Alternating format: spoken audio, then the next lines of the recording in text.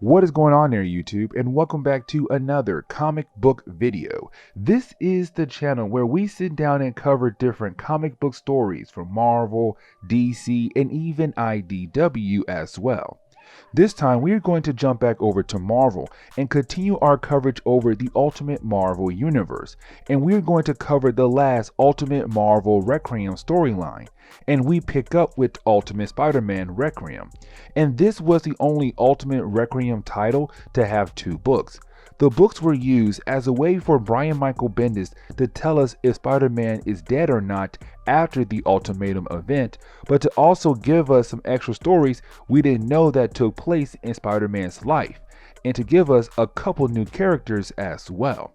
And so if you like today's comic book video, please leave me a like down below and also subscribe to the channel for more content to come in the near future. But I do hope you enjoy today's video. To begin this book, we actually pick up with Ben Urich, J. Jonah Jameson, and Robbie Robertson in the Daily Bugle's helicopter as they are returning back into New York days after the Ultimatum wave, where they see the city is wrecked and they were told that no one is allowed to go into the city, but of course they do go in, and they go to the Daily Bugle to find out the building is still standing even after the flood. And for them, it is hard to see the building they worked out of for years and told so many stories from is wrecked and almost nothing is left. And so they kind of wonder what they should do, because to them, this seems like the end of the line for the Daily Bugle. This is where you have Robbie tell Jonah and Ben that they should write about what they witnessed through the Ultimatum event and publish their stories on the website. And this leads into Robbie telling Jonah to write that story he wanted to write about Spider-Man. And remember that in the middle of Ultimatum, Jonah saw Spider-Man saving people's lives and seeing Spider-Man being a hero. It made him realize that he was wrong about Spider-Man and that he was a good guy this whole time. And so Jonah decides to write a story, and Ben Urich hands him a flash drive of a bunch of stories that Jonah never did publish. And so you have Jonah just choose one to tell us about. This is where the story jumps back months ago to the point where Brian Michael Bendis can retcon the story into the Ultimate Spider-Man timeline.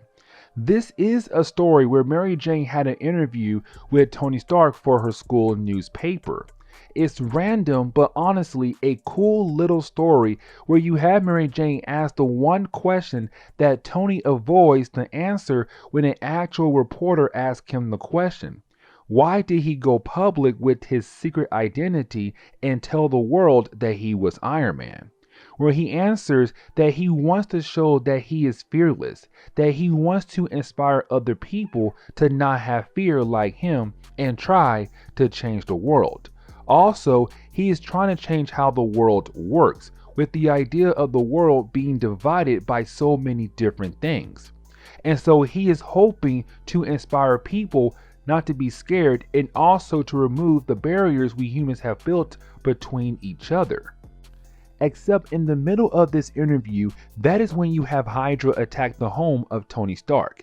This is the first appearance of Hydra in the Ultimate Marvel Universe, and we do not learn much about them except two things. One being the fact that they are an evil organization like always, and secondly, they are being led by Madam Hydra or Viper.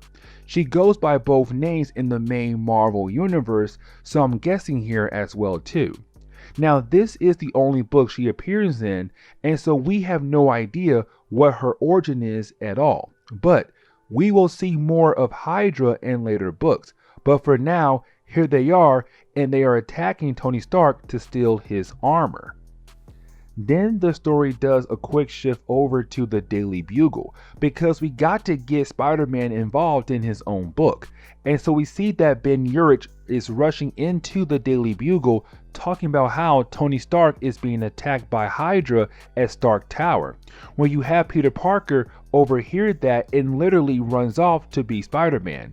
And so that is how we get our hero involved in this book. And so moments later, we actually pick up with Spider-Man arriving at Stark Tower. And this is a funny moment for me because this man rushed into the building and fought his way through a crowd of people just to get to Mary Jane and leave with her. He does not try to take Tony Stark with him at all. He is like, nah, man, I just came here for my girlfriend. And we know that Spider-Man will come back for Tony, but for right now, it looks like homie just said, you are on your own, Tony Stark. Which of course, you have Spider-Man go back in to fight against Hydra and save Tony Stark from them.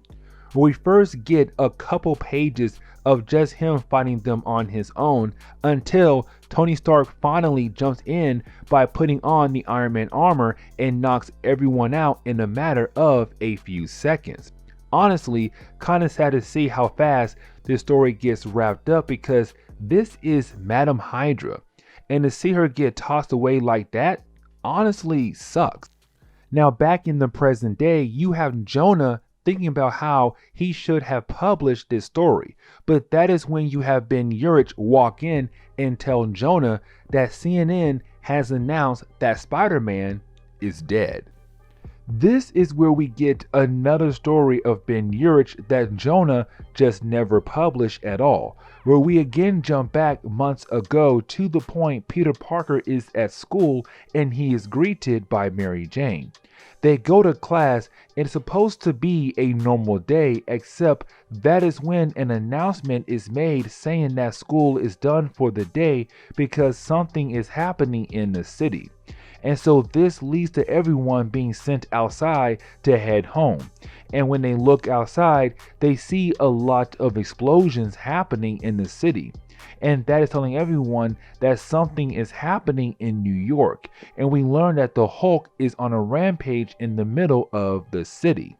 And so you have Spider-Man change into his Spider-Man outfit to go out there and hopefully deal with this problem, where it's kind of like any other comic book story with Spider-Man being confronted by the Hulk.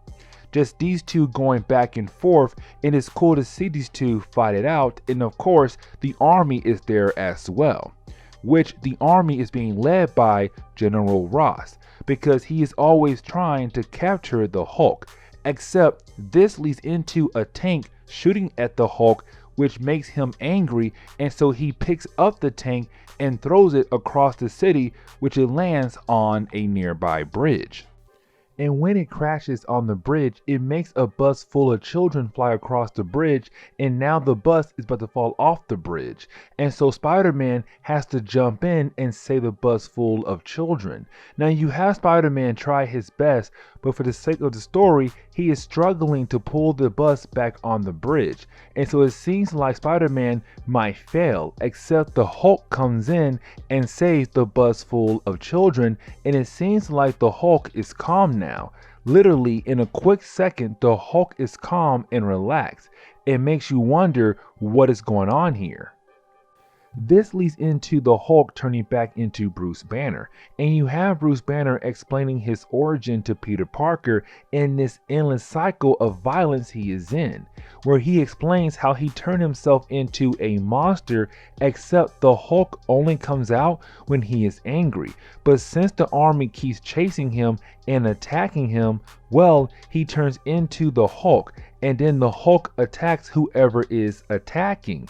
It is an endless cycle, but then the army appears again. And so you have Peter try his best to explain to General Ross how wrong it is for the army to come up in here and attack Bruce Banner, where all he wants to do is to be left alone and not let the Hulk out. Except you have General Ross not listening to Peter, and of course leads into the army firing at Bruce Banner once again, which of course makes him angry and then leads into him becoming the Hulk once again. And so the endless cycle continues. But you have the Hulk leave New York and Spider-Man is left there wondering what in the world to do now. But that is it for the Hulk story. This is where we get a bunch of pages of past moments we have seen in Spider-Man's life, but these pages are being narrated by Jonah as he is typing up a story to publish in the news, explaining how wrong he was about Spider-Man, how Spider-Man wasn't just some guy who caught purse snatchers. He was a hero who would take on any challenges, and some could get him killed, but he still went out there and tried to be a hero for the city of New York. And this is why I say that the character development of Jonah Jameson is better than the original Jonah from the main Marvel universe.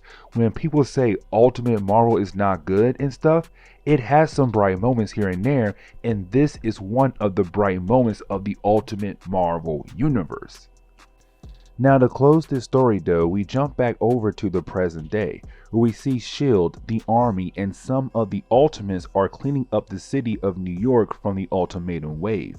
Except we see that Captain America found something in a pile of debris, where it leads to you wondering if he found Spider-Man, which he does.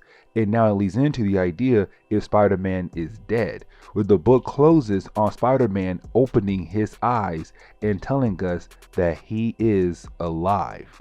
And this is where we're going to end today's video. And so guys, please leave me a like down below and also subscribe to my channel for more content to come in the near future. Also, any suggestions on books I should read, well, please let me know in the comments below, because you never know, your suggestion could be a future video down the road. But guys, I'm out of here, and I will see you on the next comic book video. Later guys.